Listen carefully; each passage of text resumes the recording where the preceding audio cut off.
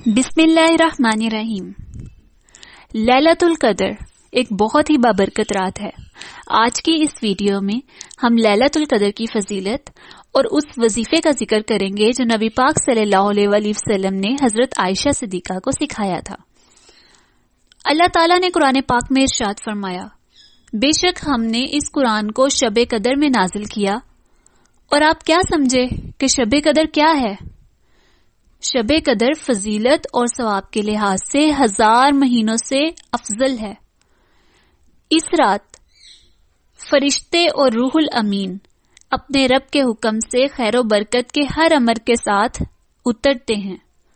یہ رات طلوع فجر تک سراسر سلامتی والی رات ہے۔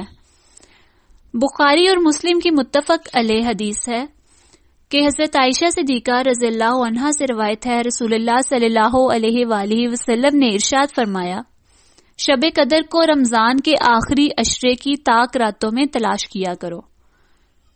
اور ایک اور روایت میں ہے کہ رمضان کی آخری 7 تاک راتوں میں تلاش کیا کرو۔ نبی کریم صلی اللہ علیہ وآلہ وسلم عموماً رمضان کے آخری عشرے میں اعتکاف فرمایا کرتے تھے۔ حضرت عبادہ بن صامت رضی اللہ عنہ سے مروی ہے کہ انہوں نے عرض کی، یا رسول اللہ صلی اللہ علیہ وآلہ وسلم ہمیں شب قدر کے بارے میں بتائیے۔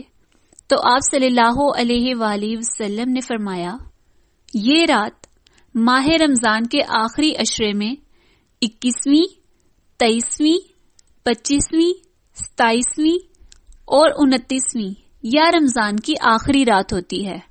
جو بندہ اس میں ایمان اور ثواب کے ارادے سے قیام کرے اس کے اگلے پچھلے تمام گناہ بخش دیے جاتے ہیں۔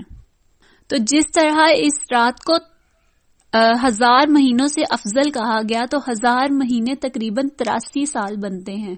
تو جس شخص نے شب قدر کو پا لیا اور اس رات میں عبادت کی تو وہ اس طرح ہے جیسے اس نے 83 سال تک عبادت کی، بلکہ اللہ نے قرآن میں اس سے بھی افضل قرار دیا ہے۔ اب ہم آتے ہیں اس دعا کی طرف جو حضرت محمد صلی اللہ علیہ وآلہ وسلم نے حضرت عائشہ کو سکھائی تھی۔ حضرت عائشہ صدیقہ رضی اللہ عنہا سے مروی ہے کہ میں نے رسالت مآب صلی اللہ علیہ وآلہ وسلم سے عرض کی کہ شب قدر کا کیا وظیفہ ہونا چاہیے؟ تو آپ صلی اللہ علیہ وآلہ وسلم نے ان الفاظ کی تلقین فرمائی، اللہم انکا عفو تحب العفو فاعف عنی، اے اللہ تو معاف کر دینے والا اور معافی کو پسند فرمانے والا ہے، پس مجھے بھی معاف فرما دے۔ تو اس حدیث مبارکہ سے پتہ چلتا ہے کہ ہمیں اس دعا کا اللہم انکا عفو تحب العفو فاعف عنی شب قدر میں اور رمضان کی جو آخری عشرے کی تاک راتیں ہیں ان میں زیادہ سے زیادہ ہمیں یہ دعا ورد کرنا چاہیے۔ اللہ پاک ہم سب کے لیے آسانیاں پیدا فرمائے۔ ہمیں دعاؤں میں یاد رکھیے گا۔ اللہ حافظ۔